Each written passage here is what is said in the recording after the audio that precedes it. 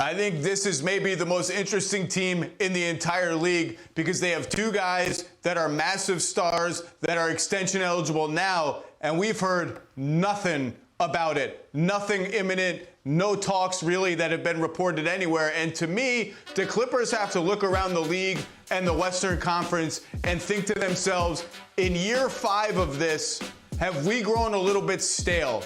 Has the rest of the conference, if not passed us by, at least pulled up to us and maybe dipped by us a little bit? Because look, two of their key guys in their rotation, two really ballyhooed veterans, Marcus Morris and Robert Covington, they basically fell out of the rotation last year. And yeah, the Clips have some young guys, interesting young guys. I think Terrence Mann is ready to take a leap.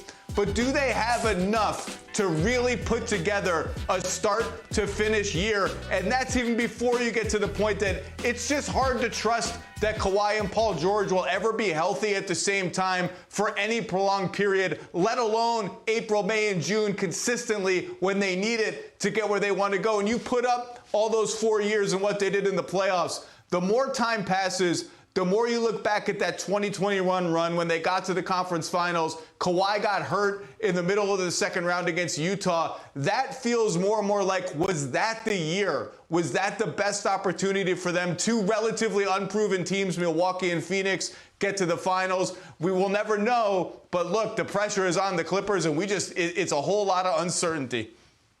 Look, Zach, I know you said that we hear radio silence when it comes to these two stars. But being in LA, I've heard some things. I usually keep my mouth a little quiet, but I actually trained a couple years ago at Proactive. That's where we saw those clips from yesterday on our show of where Paul George is. I've talked to some people in LA being based there, and they're saying that Kawhi and PG look great. Now, we all know that that's typically the case to start the season. Their workouts go really well. You don't have the wear and tear of the season. But there is optimism around how both of these guys look in their workouts and how they've taken their offseason. And also, I hear a lot of great energy from Paul George. It's not just the podcast, the guests, the ease of conversation. It just feels like there's this quiet confidence that he has going into this season, knowing that, yes, the stakes are high. There has been disappointment. Paul George missed, 26 games last year? Kawhi missed 30. So, yeah, there are realities, especially based on the new protocols going in with resting star players. But there is quietly a little optimism that if they're able to get this right this year, not all is lost in the future. But lastly, I'll say this. If things don't work out, LA, we don't have to think that, in Inglewood with this new arena, that stars won't want to be there.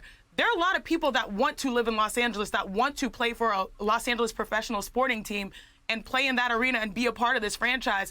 The question is, will it still be these guys that we have great expectations of? But Chiney, let's play a little game here. Since we're going to start in the East, who are your top 6 teams in honor of being 6 weeks away? Go. My top 6 teams are going to be the Bucks, the Celtics at 2.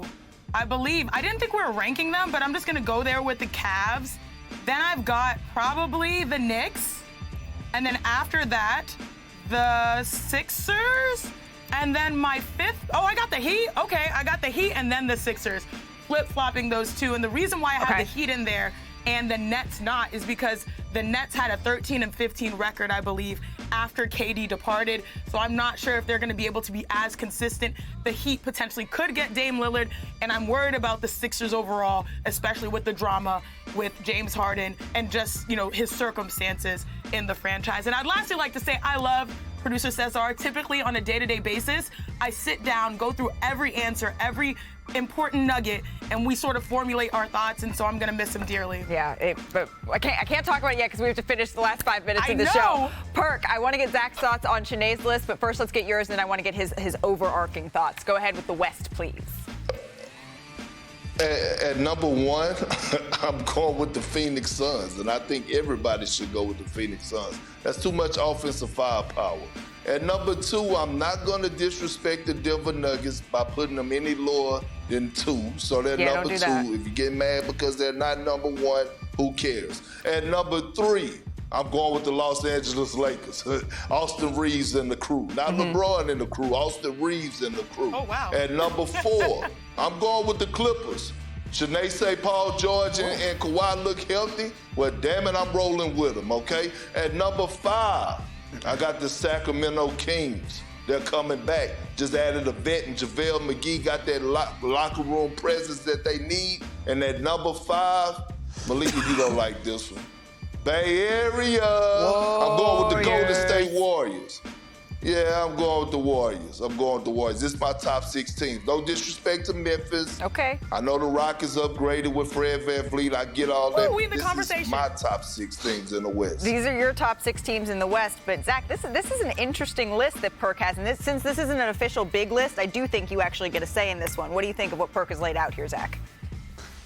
No, it's not my list. It's not Malika's list. It's not Chiney's list. That's Perk's list. And it shows you how deep the Western Conference is, because he mentioned the Grizzlies, who were the 2nd seed last year. Yeah. Oklahoma City's not there. Minnesota's not there. New Orleans is not there. The West is absolutely loaded. I feel like it's going to be a little more unpredictable than that. And speaking of unpredictable, Chiney, those are the right 6 teams in the East. Those are the safe 6 teams in the East. But the NBA is never safe. It's never predictable. Something in my gut, something in my soul smells a little bit of a big year for the Atlanta Hawks. Oh. I don't even know why. Some of it is Quinn Snyder. Some of it is Trae Young and DeJounte Murray. In year 2, John Collins has been cleared out. That kind of clarifies everything. I think the Hawks are making the playoffs this year. Wow. All right, Zach. Something in his soul says that. Well, I like that. What does your soul say about the Los Angeles Lakers, Zach? Because they have continued to reinforce for this season. They signed Jared Vanderbilt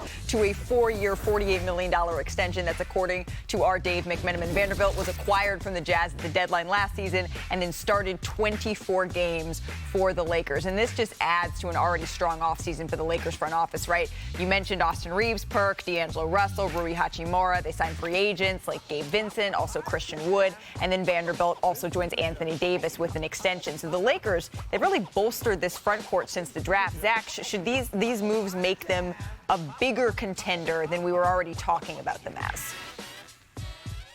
The Lakers are a contender, and I don't hear as much talk about them as a contender as you would think. All the buzz is Denver, Phoenix, deservedly so. Denver proved it last year. They're the favorite going in. But the Lakers made the conference finals, and I kind of feel like people don't really know what to do with them because they totally remade their team halfway through the season, went on a nice run, had a great defense and just a so-so offense. I love their offseason. I think they got better across the board. I think Austin Reeves is going to make another leap. They're deep. They have insurance injury-wise. If Anthony Davis or LeBron misses a little time here or there, they can survive. If they're healthy, and I realize that's a big if for their 2 best players, I think this team can absolutely win the title. Perk, in 20 seconds here, best front court in the league when you look at Rui, AD, Vanderbilt, Christian Wood, and LeBron. Duh. I still got to get into the Milwaukee Bucks, but I love the addition of Jackson Hayes for the Los Angeles Lakers. But the Bucks, when you look at the Lopez brothers along with Bobby Portis and Giannis, that's a lot of size, athleticism, and skill. Chiney? I kind of like the Lakers. I mean, I wrote it down. AD, Vanderbilt, Rui Hachimura. Yep. You count in LeBron. You have Christian Wood. Like, this is wild. I don't know. I still like Denver. Hey, Zach, can we get one more caca for the road? See, that's how I wanted to head into the weekend. Have a wonderful weekend, everybody.